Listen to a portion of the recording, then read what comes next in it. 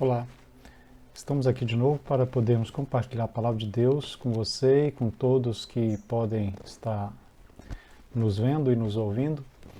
E hoje eu gostaria de compartilhar com todos uma palavra que vem lá do livro de Miqueias, capítulo 7, verso 3, que é uma palavra de Deus para a nação de Israel.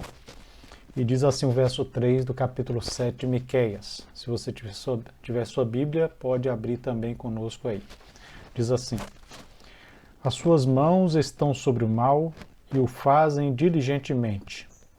O príncipe exige condenação, o juiz aceita suborno, o grande fala dos maus desejos de sua alma, e assim todos eles juntamente urdem a trama.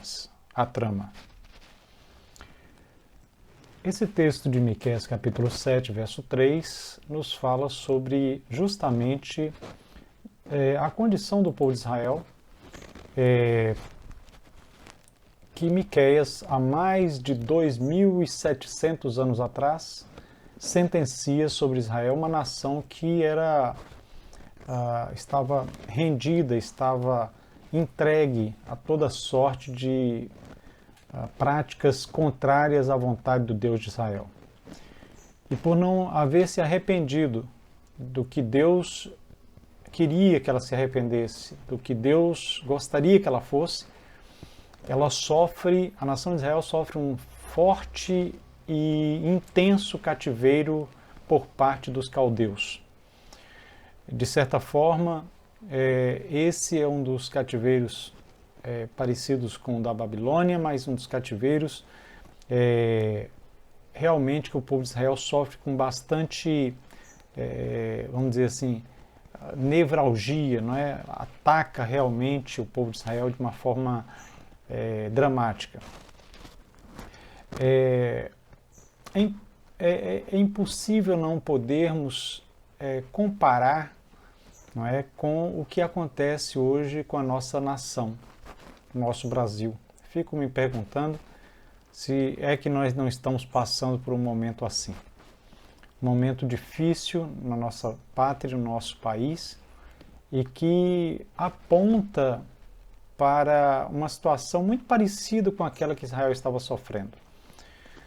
Evidentemente que nós não estamos num cativeiro propriamente, como eles estavam naquela época, mas estamos sofrendo agruras e dificuldades, não por conta apenas de uma circunstância temporal, mas, sobretudo, por causa das nossas próprias mazelas, dos nossos próprios pecados. Quais são esses pecados ou essas mazelas que o povo de Israel cometia, principalmente os governantes, os que estavam à frente da nação, cometiam, e que Deus permite, por conta disso, que esse povo de Israel passe por esse momento difícil? O primeiro deles é que a maldade, o mal, era praticado com diligência na nação de Israel. Ou seja, existia muito mais tendência à prática do mal do que do bem. Diz o texto: As suas mãos estão sobre o mal e o fazem diligentemente. Ou seja, não se tratava apenas de tolerância ao erro, não se tratava apenas de fechar os olhos ao que estava errado naquele país, naquela nação, naquele tempo, mas se tratava de uma inversão total de valores, muito parecido com o que nós vivemos no nosso país nos dias de hoje. Não se tratava apenas também de uma parcela da sociedade, um grupo da sociedade que estava corrompido, que estava levado para o mal, que tinha tomado uma direção que não agradava a Deus. Não. Essa levedura do mal, essa maldade fermentou e invadiu praticamente todos os meandros da sociedade israelense, a sociedade de Israel, a sociedade do povo de Deus, assim como nós também podemos perceber que a sociedade brasileira também fermentada por esse mal. Nós não temos aqui nenhuma dificuldade de querer, não é, passar por cima do outro para ter uma vantagem. Nós não temos muita dificuldade de burlar o outro, nós não temos muita dificuldade de enganar o outro. Não é? Nós não temos muitos escrúpulos em se fazer desperto para, de fato, conseguir algo que nós queremos. E muitas vezes em face do prejuízo, ou em consequência com o prejuízo de outras pessoas. Todos, naquela época, estendiam a mão para fazer o mal ao próximo, e isso com diligência, com, digamos assim, com dedicação, sem demora. É muito interessante que a cultura brasileira, muitas vezes, não em toda a cultura brasileira, mas boa parte da nossa cultura é eivada do seguinte sentido: seja esperto, não deixe ninguém lhe passar a mão, lhe passar para trás, não deixe ninguém lhe enganar, não deixe ninguém vencer você, vença, e muitas vezes a todo custo. Não é? Era assim que acontecia em Israel. Não era um mal inocente, não era uma maldade, vamos dizer assim, por um erro de um acidente. Não, era uma maldade porque se queria ser mal, se planejava ser mal naquela época, com dedicação exclusiva, com diligência. Ou seja, muito parecido também com o que nós temos. Pessoas que ficam, às vezes, tempos e tempos, na internet, no comércio, são nas relações sociais, são nas relações políticas, planejando, arquitetando o mal para depois executá-lo. Então, a primeira marca daquele povo que estava rendido, não é, à criminalidade, rendido ao mal, era a prática do mal com diligência. Era a maldade praticada com diligência. Um segundo aspecto que nós vemos aqui, uma segunda nota que nós vemos aqui, é que aqueles que governavam Israel tornaram-se feitores do mal, tornaram-se malfeitores, tornaram-se promotores do mal e não do bem. Diz o texto: o príncipe exige condenação. Ou seja, a gente sabe, nós sabemos, ou deveríamos saber, já saber, que os governantes são ministros de Deus para a prática do bem e para coibirem o mal. Nós, presbiterianos e da Igreja Presbiteriana do Brasil, de linha reformada, cremos que o papel do governante é esse.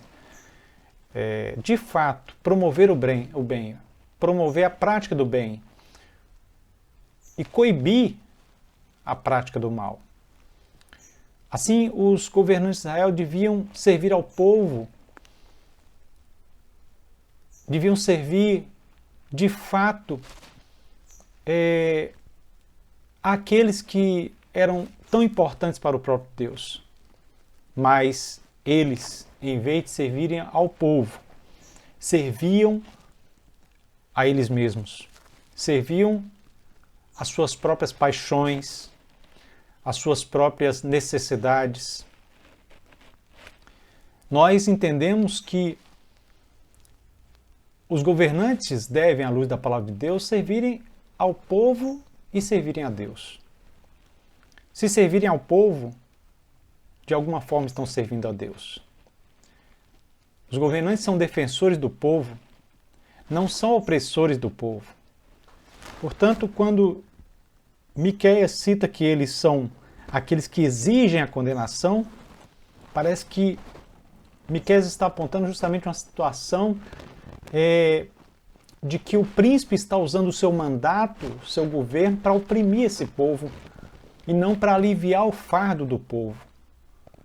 Estão tentando pesar mais, tornar mais difícil a vida desse povo, em vez de tirar deles, de sobre o povo, as suas misérias, as suas dificuldades. quando os governantes, com esse tipo de proposta, esse tipo de postura, com essa desfaçatez, pervertem-se, maculam então a honra deles mesmos, se rendem à maldade e oprimem o povo, se tornando em vez do bem, se tornando em vez da boa notícia, se torna um pesadelo para a nação. Como é difícil e complicado quando nós descobrimos, depois de um certo tempo, que aqueles que nos governam são maus, não querem o bem do povo, não estão interessados no bem da nação, mas estão interessados no bem de si mesmos. Esse é um segundo aspecto. O príncipe exige condenação, ou seja, os governantes, de fato, estavam ali para fazer a própria vontade deles e não o bem da nação. Que nação é essa que nós estamos vivendo hoje, onde muitos governantes querem muitas vezes se locupletar, querem muitas vezes e estão fazendo de tudo, muitas vezes, para que haja o mal e não o bem. Promovem mais o mal do que o bem. Parece que buscam mais as suas próprias vontades do que a vontade daquele que está nos céus e das necessidades do povo que está nas ruas. Bem, até os tribunais do povo de Israel estavam corrompidos. Diz: o juiz aceita corrupção. O príncipe exige condenação, o juiz aceita suborno, corrupção. Os juízes deixaram de julgar conforme a lei, deixaram de julgar para promover a justiça, deixaram de julgar para promover o direito. Os juízes julgavam com parcialidade para favorecer aos poderosos naquela época, para esmagar os fracos, para instituir leis duvidosas que beneficiavam os criminosos e pesavam a mão sobre o povo de Deus. Os juízes do povo de Israel escondiam a verdade, amordaçavam a justiça, aviltavam o direito, escarneciam da lei.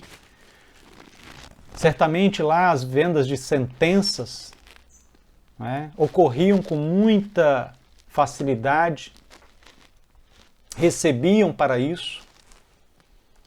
Por isso que, em vez de serem refúgio dos justos, as cortes de Israel se tornaram refúgio e proteção dos criminosos.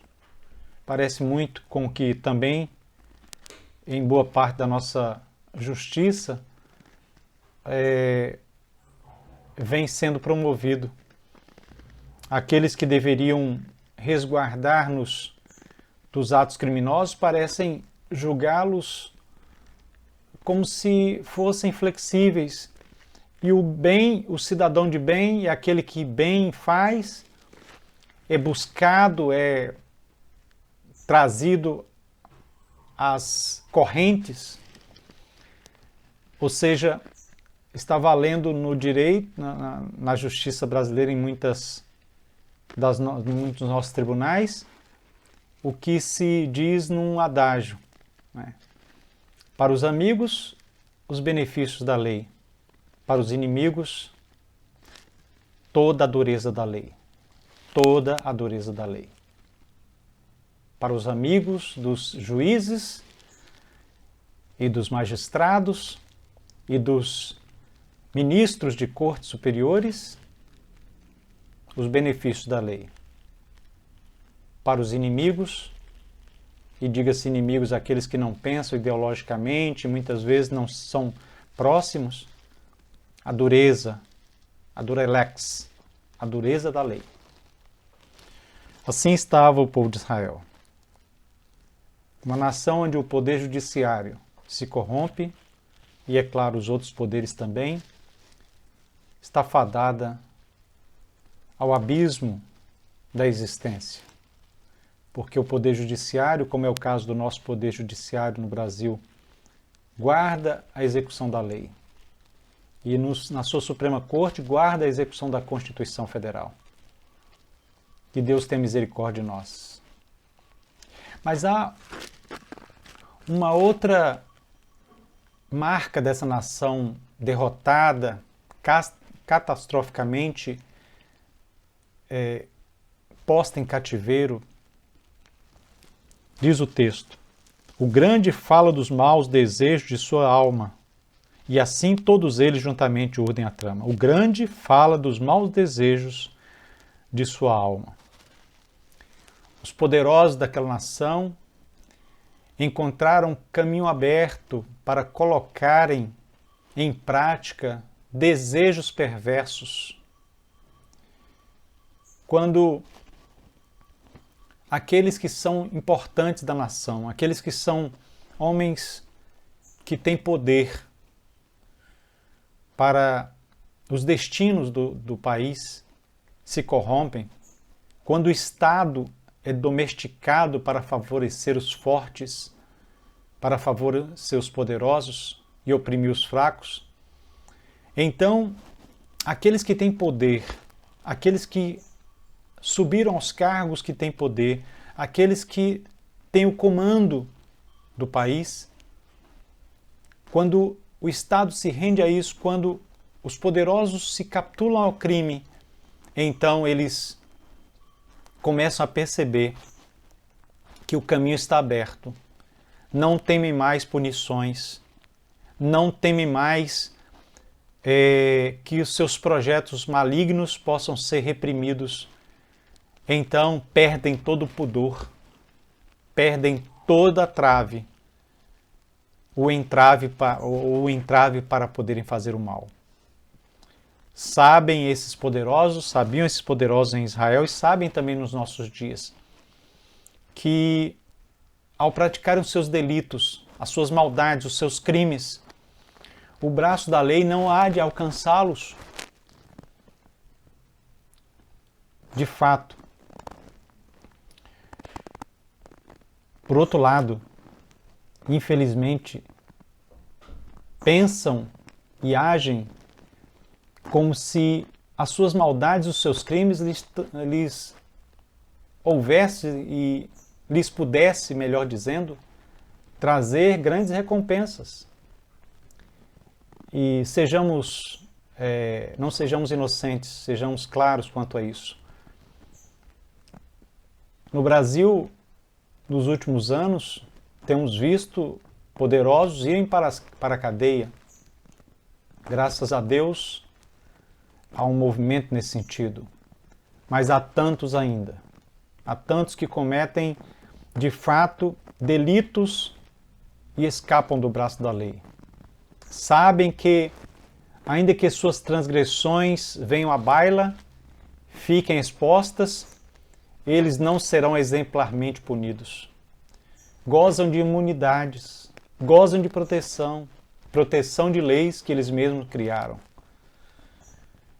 E isso, queridos, é um sinal claro de que uma nação está fadada, está rendida, está ajoelhada diante do mal. Veja só, nosso país é um país tão rico e as riquezas que temos deveriam atender às necessidades do nosso povo. Muitas vezes vemos tribunais e cortes, governos, se autobeneficiando com gastos astronômicos. Vejam as estatísticas, leiam os gastos dos governos, dos poderosos. Vejam os gastos e comparem muitas vezes com a miséria do povo, com a necessidade do povo. Lugares do nosso país onde as pessoas não têm sequer água encanada para beber, esgoto para os seus dejetos. Então, enquanto os poderosos viverem se refastelando viverem se locupletando, viverem se festejando no luxo extremo e desperdício incomparável, o povo, nós, estamos abandonados ao descaso. Era o que estava acontecendo em Israel. O grande fala dos maus desejos da alma. E falam isso sem medo. Fazem isso sem qualquer temor de que sejam alcançados. Ainda bem que não sabemos tudo.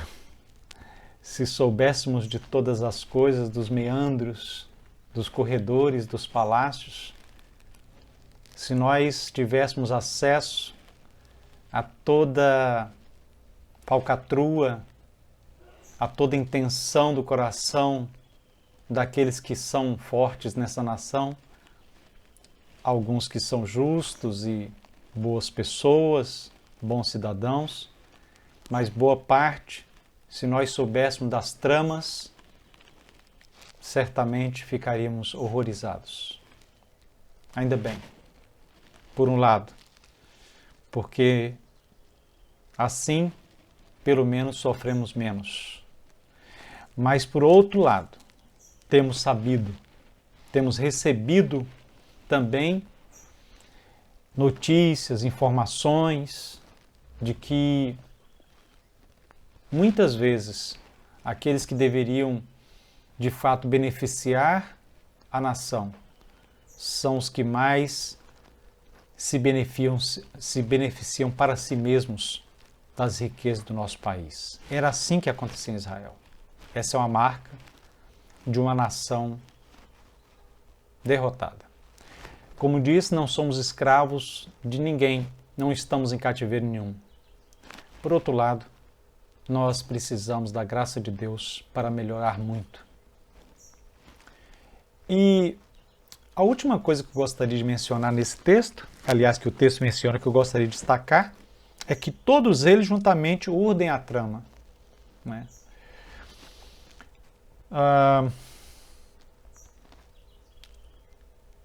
Aqui existe um dado que é assustador. Os governantes, os defensores, aqueles que deveriam ser defensores do povo de Israel, se uniram para oprimir ainda mais o povo. E assim todos eles urdem a trama. A trama não é urdida por aqueles que vivem apenas ao arrepio da lei, nos subúrbios do crime, nas comunidades, pessoas de menos capacidade. Não. Aqui está se falando de homens, no caso de Israel, de homens togados, né? Investidos de poder, mas não tinham coração. Não tinham coração. Ou seja, queridos, aqui existe um dado importante. O crime não vem somente daqueles lugares onde a educação não chegou, daqueles lugares onde não há estrutura para se viver. O crime não vem apenas da marginalidade, mas, sobretudo, nesse caso de Israel, e no nosso caso também, infelizmente, vem dos palácios, vem do parlamento, vem dos poderes judiciários. E o povo, sem saber o que fazer, aturdido, sem ter para correr ou a quem recorrer, porque há uma orquestração, corre para um lado, não sabe com quem confiar, corre para o outro, não sabe em quem confiar, porque todos se uniram se alinharam sob o manto da lei, sob o manto de leis que eles mesmos criaram, no caso do povo de Israel. Urdiram a trama para transgredirem a lei, para oprimirem mais o povo.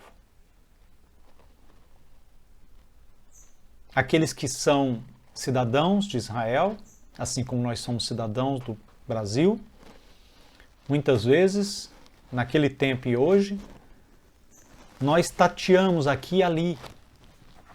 Em quem confiar? Em quem mostrar a sua confiança? Em quem pôr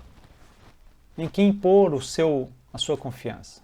E pode-se contar nos dedos, se muito contar. Era assim que acontecia. Eles subiam aos tribunais, alardeavam suas leis, suas falas, como hoje muitas vezes alguns prometem lealdade à Constituição da República, Constituição do Brasil, lealdade, mas ao arrepio da mesma Constituição pisam para conseguirem aquilo que querem. Aqueles que são escolhidos pelo povo para servir a um povo passam a explorar esse povo. Aqueles que deveriam administrar os recursos públicos para o bem de todos desviam esses recursos para atender à ganância deles mesmos e à ganância de outros poderosos. Urdem, tramam.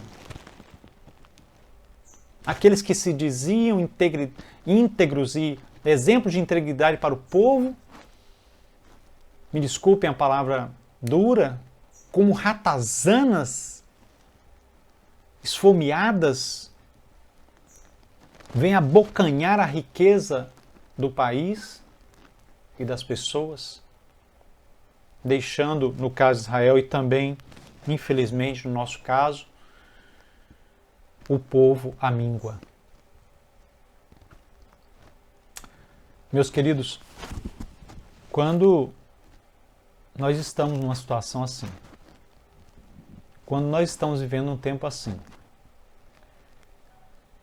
nós só temos uma saída. Claro que nós podemos cobrar, claro que nós podemos fazer a nossa crítica saudável, respeitosa, sobretudo, porque cremos também que a igreja e nós crentes somos a consciência dos poderosos e a consciência especialmente do nosso Estado, dos políticos. Nós somos a consciência, ou seja, nós temos de bater na tecla, nós temos de cobrar, nós temos de correr atrás no sentido de dizer a verdade. Mas se tudo isso não surtir efeito, só nos resta clamar àquele que tudo vê, que tudo sonda e a todos conhece. Nesse tempo de dificuldades, de lutas e até de muita desesperança por parte de alguns, é também um tempo de buscarmos a Deus em refúgio, unir nossa voz à voz do profeta Miqueias, que logo no verso 5 diz assim: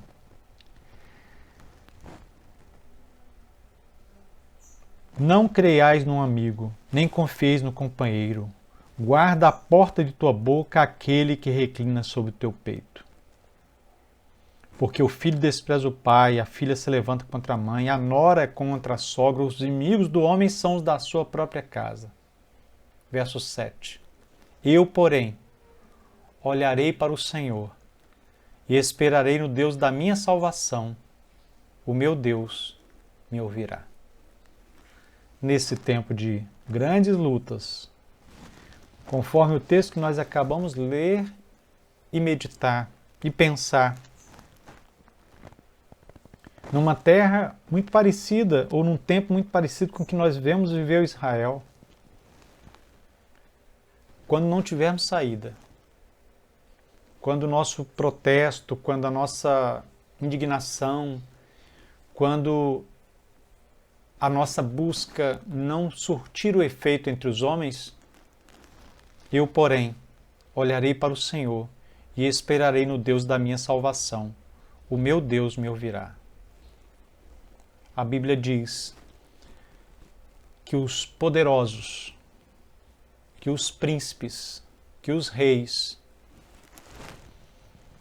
estão nas mãos do nosso Deus.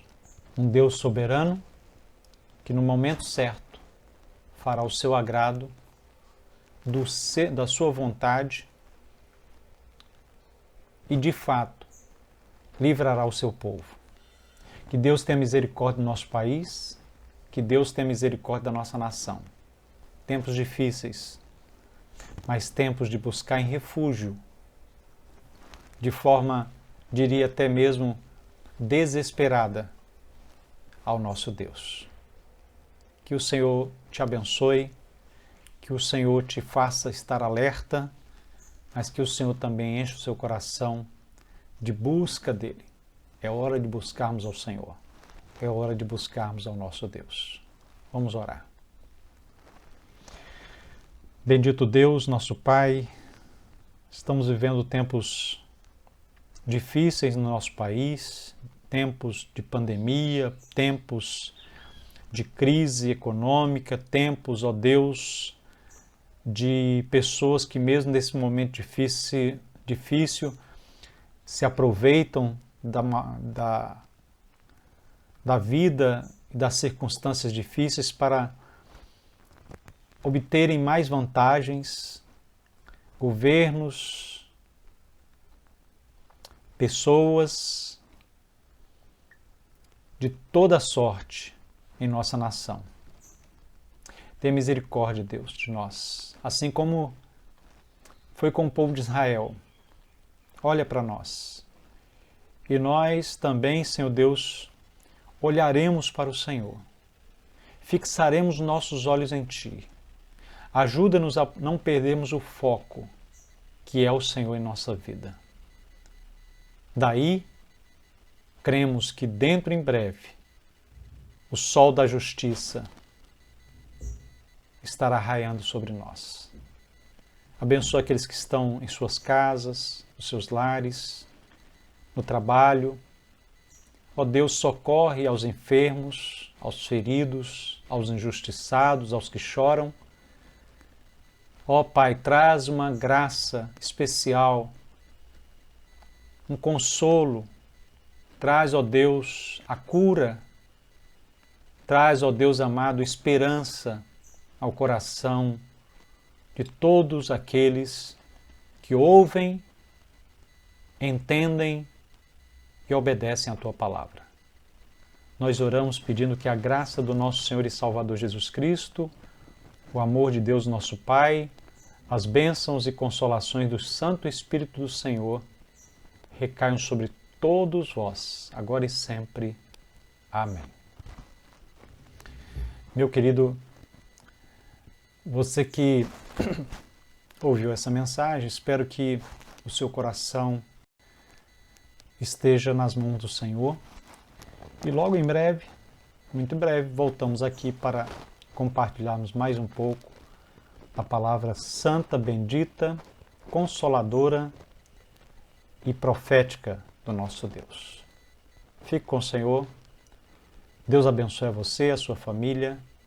Fique na paz do nosso Deus.